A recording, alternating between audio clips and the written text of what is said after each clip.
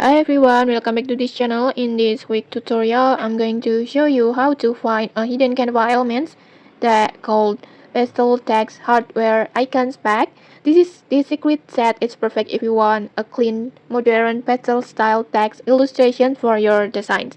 So let's get started. First, just open your Canva and then create any designs or just open your old designs and then just tap on elements, this one, and then search for this code. Just type this code and then just enter, and like this you will reveal a full pack of pastel computer hardware icons like this, like including monitors, mouse, motherboards, keyboards, and many more.